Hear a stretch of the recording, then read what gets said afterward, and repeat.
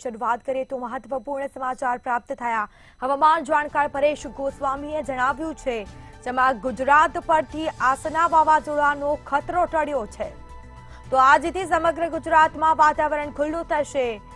આ સાથે જ ગુજરાત પરથી આસના વાવાઝોડાનો ખતરો ટળ્યો, જેમાં હવામાન જાણકાર પરેશ ગોસ્વામીએ જણાવ્યું છે। આ સાથે જ ગુજરાત પરથી આસના વાવાઝોડાનો ખતરો ટળ્યો છે।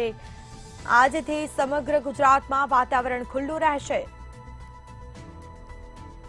આ સાથે જ હવામાન જાણકાર પરેશ ગોસ્વામીએ જણાવ્યું, જેમાં ગુજરાત પરથી આસના વાવાઝોડાનો ખતરો ટળ્યો છે। આજથી સમગ્ર ગુજરાતમાં વાતાવરણ ખુલ્લું થશે।